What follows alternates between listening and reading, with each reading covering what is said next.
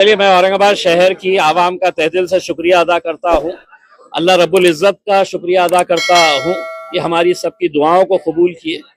हमारे पार्टी के सदर जनाब बैरिस्टर असदुद्दीन अवैसी साहब, अकबरुद्दीन अवैसी साहब, मजलिस के तमाम जिम्मेदारान और इस शहर की वो आवाम जिसने पिछले 10-12 सालों से मजलिस का भरपूर साथ दिया है और उन्हीं की दुआओं, उन्हीं की ताकतों की वजह से आज अल्हम्दुलिल्लाह यहाँ पर हम 30 से ज़्यादा सीटें हासिल कर चुके हैं और इंशाल्लाह हमारा आंकड़ा जो है वो हम 33 सीटें हम जीत रहे हैं। यानी कि भारतीय जनता पार्टी के बाद अगर कोई दूसरा पक्ष यहाँ पर सबसे मजबूत साबित हुआ है तो वह मजलिस इत्तेहादुल मुस्लिमीन साबित हुआ है और हमें खुशी है। हम आवाम का तहे दिल से सर झुकाकर उनका शुक्रिया अदा करते हैं कि वो लोगों ने एक मरतबा फिर मजलिस के ऊपर भरोसा जताया और ऐसे ऐसे आम लोगों को जो हमने टिकट दिया वो लोग आज मजलिस के टिकट के ऊपर चुन के आए हैं। हम उन्हें भी मुबारकबाद देते हैं और उम्मीद करते हैं कि औरंगाबाद शहर के विकास के लिए हम कटिबद्ध रहेंगे। हम पूरी कोशिश करेंगे शहर के अंदर अच्छा विकास हो और भारतीय जनता पार्टी जो सिंगल लार्जेस्ट पार्टी बन के आई है वो शहर के लिए अगर कुछ अच्छे फैसले लेती है तो हम उनका साथ देंगे और अगर नहीं लेती है तो हम एक विरोधी पक्ष का जो रोल होना चाहिए वो बखूबी अच्छी तरीके से निभाएंगे।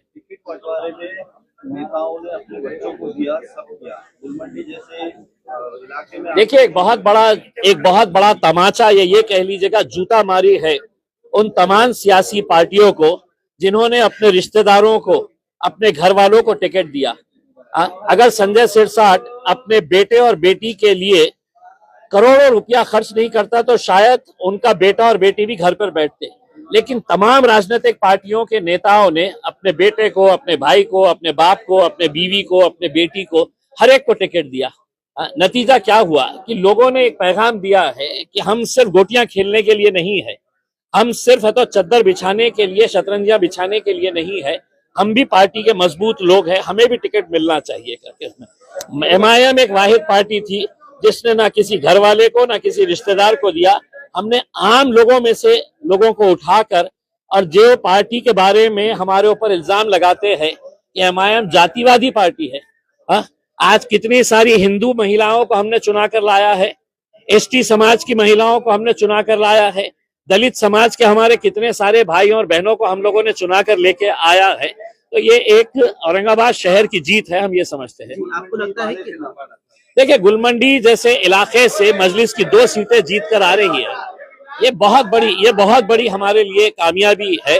हम एक इलाके के तौर के ऊपर नहीं देख रहे हैं, हम ये शहर के अंदर अपना जाल कैसे फैलाए हैं, लोग क्यों हमारा साथ दे रहे हैं, क्योंकि लोगों को अब यकीन आया है कि हमको ये सेना पे भरोसा नहीं है, हमको ये पार्टी के ऊपर नहीं है। कांग्रेस एनसीपी तो बिल्कुल खत्म कर दिए है उसमें। तो मजलिस के साथ अपने काम की बुनियाद के ऊपर और लोगों के यकीन के ऊपर हम खड़े उतरते हैं, इस वजह से साथ दी। इसी तरह मालेगांव में भी सिंगल लार्जेस्ट पार्टी साबित हुई है एमआईएम।